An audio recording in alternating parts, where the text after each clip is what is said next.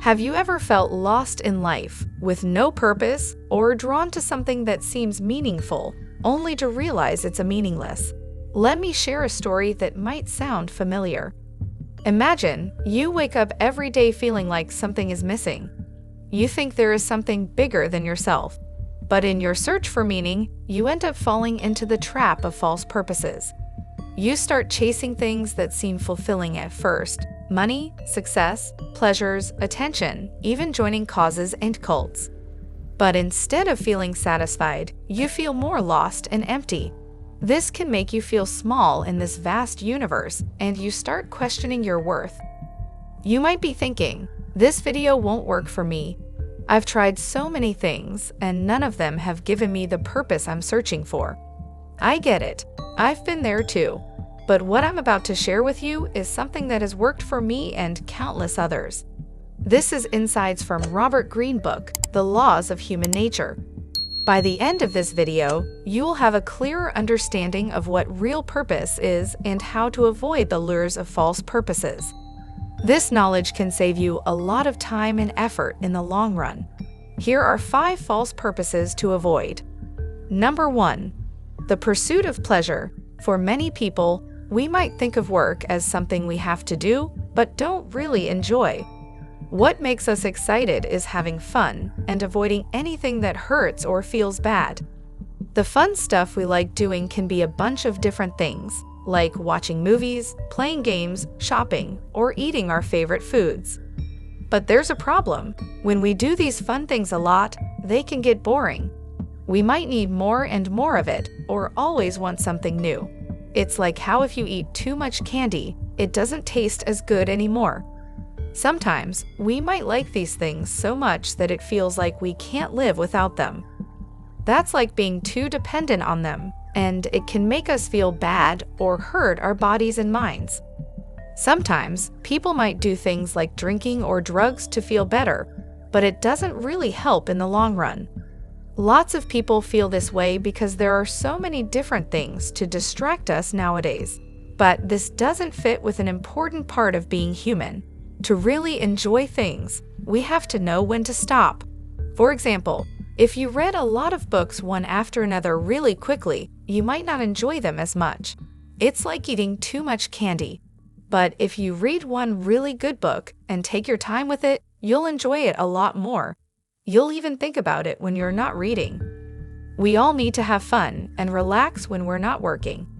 But when we understand what's really important, we know we should enjoy things deeply and not go overboard. That way, we'll enjoy our time off work even more.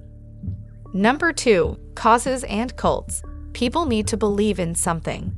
When there's nothing big to believe in, people can start believing in small things or even start joining cults. These small groups usually don't last more than 10 years and become outdated quickly. People in these groups often believe very strongly in what they're doing, even if they're not sure what their end goal is. They often blame other people or things for the problems in the world. These groups allow people to let out their feelings of frustration and even hate. They also make people feel special, like they know something others don't. These groups or cults are usually not very clear about what they want. They can't really tell you what kind of world or society they're hoping to create. They mostly talk about what they want to get rid of or stop doing. They don't have a clear plan or strategy to reach their goals. This is a sign that the group is more about releasing emotions than anything else. These groups often rely on big public gatherings. In these gatherings, people can get caught up in the feelings of the crowd. Powerful leaders in history have used this to their advantage. When people are part of a crowd, they can be easily influenced. They can be led to repeat slogans and believe in ideas that don't really make sense.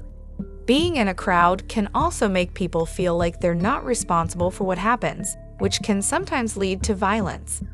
Being in a crowd can make people feel bigger and more important, but that's not really true. Actually, they become smaller because they lose their individual voice and will. Joining a cause can be an important part of our lives, like it was for Martin Luther King Jr.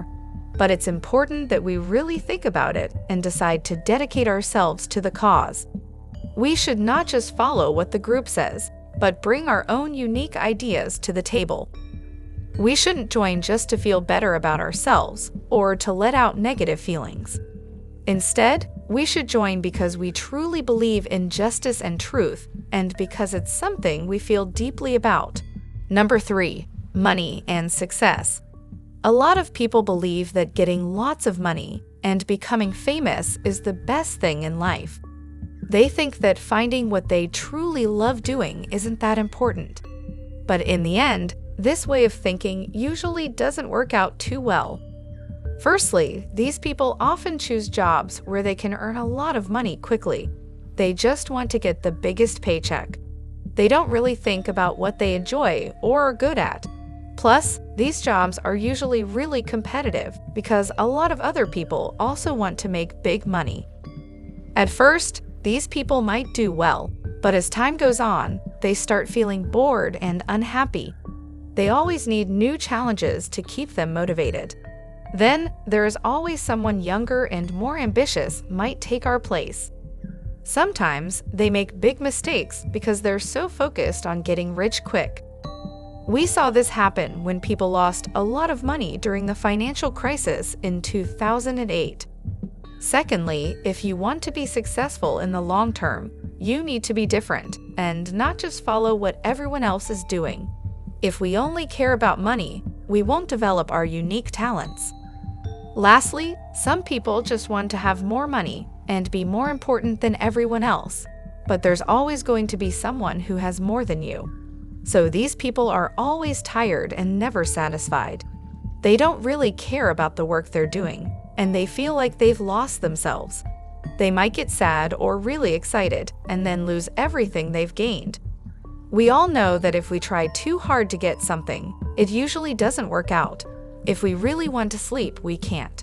If we're super nervous about giving a talk, we might mess it up. If we try too hard to make friends, we might push them away. But if we just relax and don't focus so much on what we want, things usually work out better. The same goes for trying too hard to get money and be successful. Some of the most successful and famous people didn't start out wanting to be rich and famous. For example, Steve Jobs, who created Apple, wasn't that interested in money. He just wanted to make great products. And because he focused on doing something he loved, he ended up being very successful. So focus on finding your purpose and success will come naturally.